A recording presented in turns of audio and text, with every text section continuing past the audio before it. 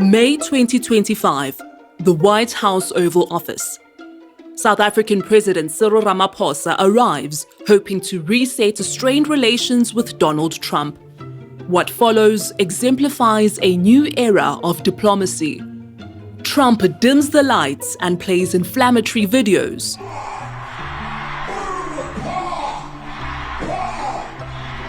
Waving printouts with headlines screaming death, death, death.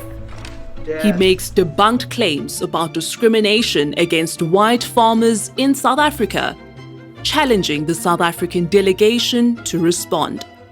Ramaphosa and his delegation respond with facts and statistics, correcting the narrative, but focus on the need to continue dialogue.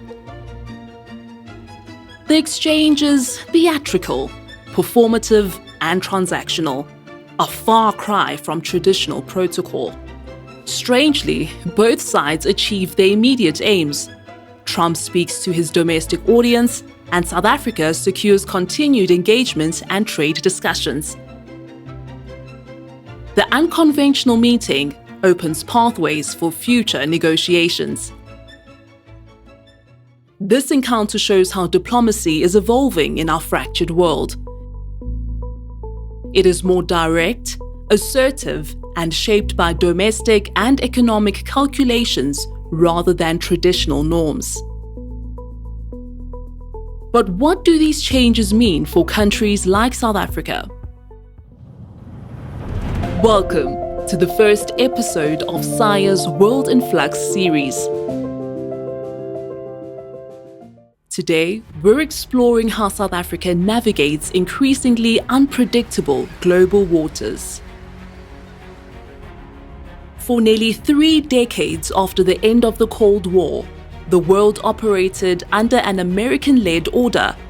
Washington's economic might, military power, and cultural influence shaped global institutions, often marginalizing African voices. But that world is fading rapidly.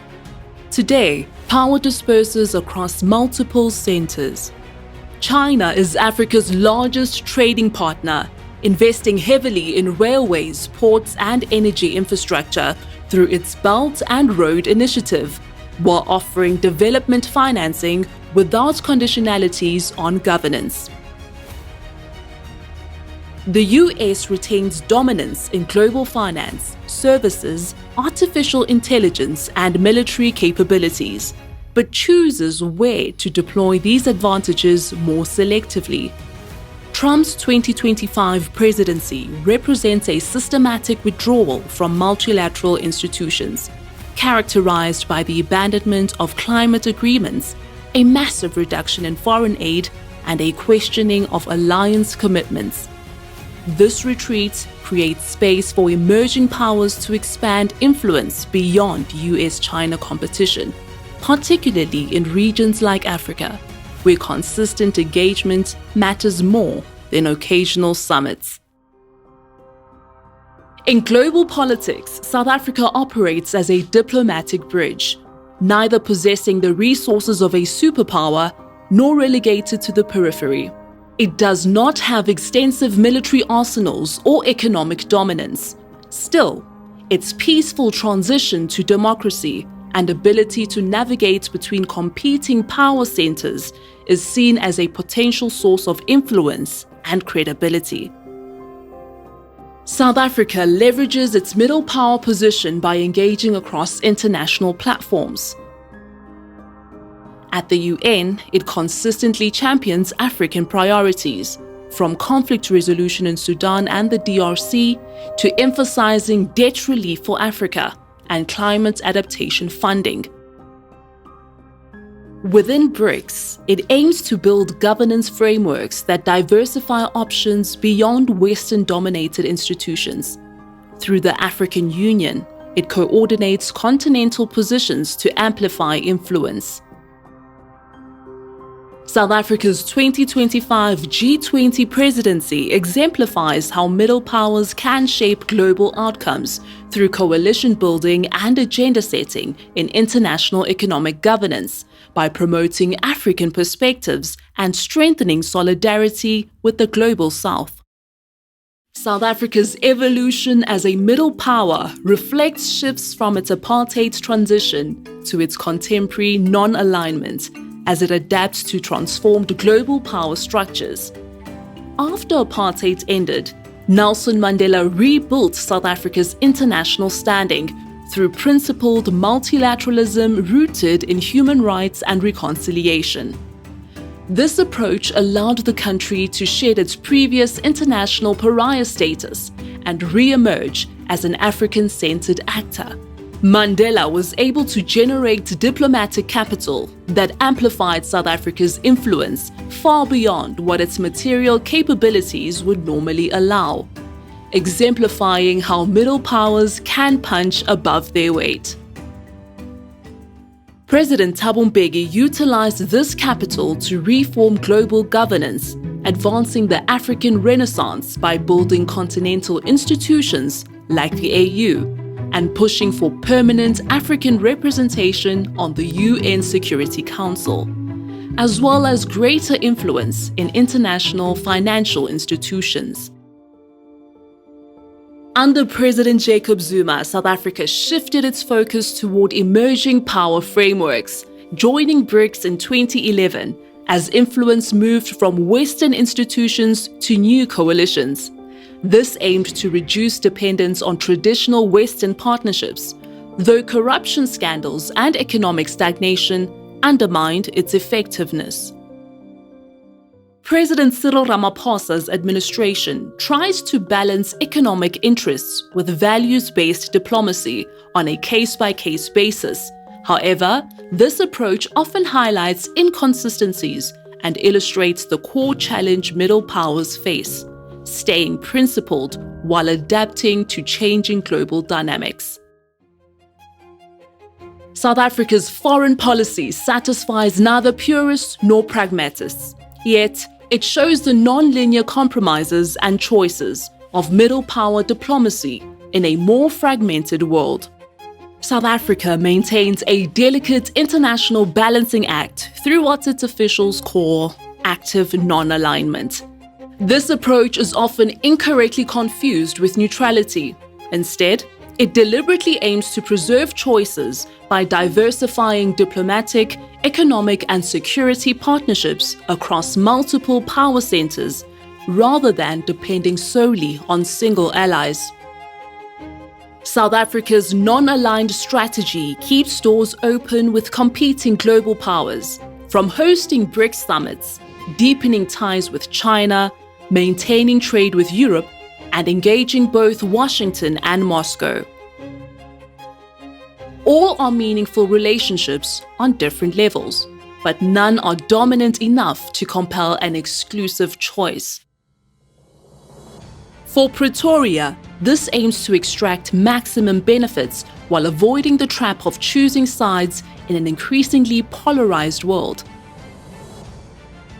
Unlike Cold War non-alignment, which was rooted in ideological solidarity among developing nations, today's approach reflects pragmatic navigation of fragmented great power competition. Yet this balancing act becomes more precarious as global tensions intensify. The deteriorating relationship with the United States, culminating in the expulsion of Ambassador Ibrahim Rasool in March 2025 for rash remarks about Trump, exemplifies these pressures. American concerns over South Africa's genocide case against Israel at the International Court of Justice, its deepening ties with China, Iran and Russia, and its stance on Ukraine have turned stable economic partnerships into leverage points. When President Trump threatened tariffs and South Africa's preferential trade access under the African Growth and Opportunity Act, AGOA, came under review, Pretoria confronted the reality that even careful balancing has limits in a world demanding allegiance. South Africa's approach to foreign policy raises questions about the consistency of its non-aligned stance.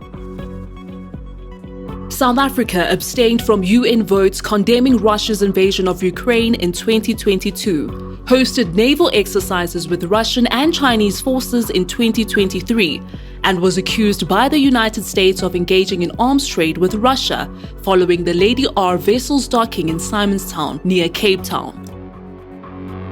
When the same government initiated genocide proceedings against Israel at the ICJ in late 2023, further questions were asked whether South Africa applied its human rights principles selectively rather than consistently. The challenge goes beyond consistency. This dilemma isn't unique to South Africa. It reflects broader pressures on countries that must balance principles, geopolitical realities, and national interests and priorities. South Africa's engagement across competing camps offers strategic opportunities for surviving a risky international environment. The country can transform its mineral resources into strategic assets within changing global supply chains.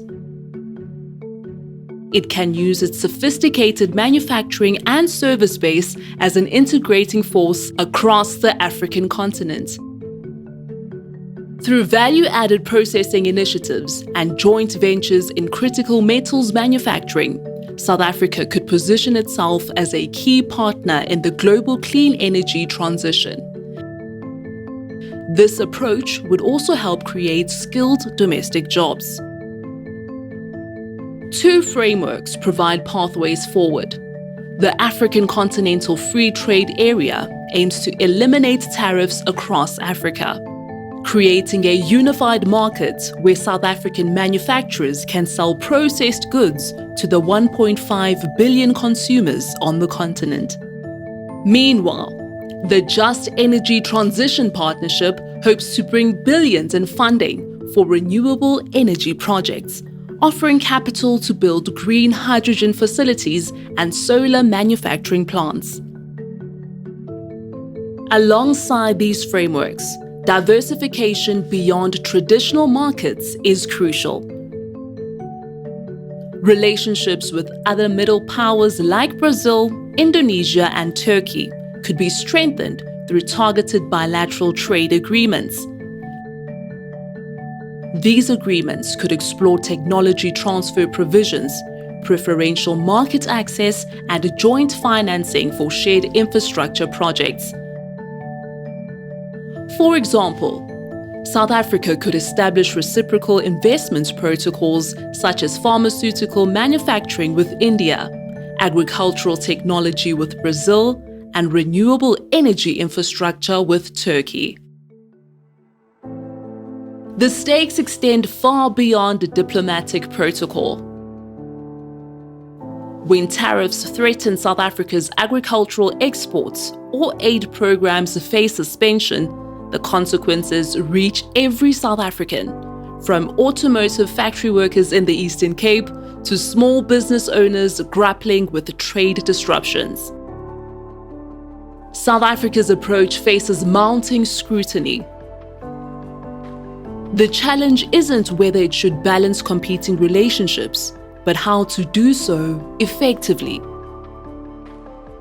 The key is engaging with major powers like the US, while still setting boundaries that reduce over-dependence and maintain strategic autonomy in an increasingly polarized world.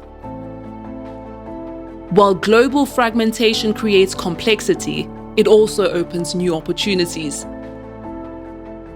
South Africa's success in navigating these transitions could provide a template for other middle powers seeking to balance competing blocs.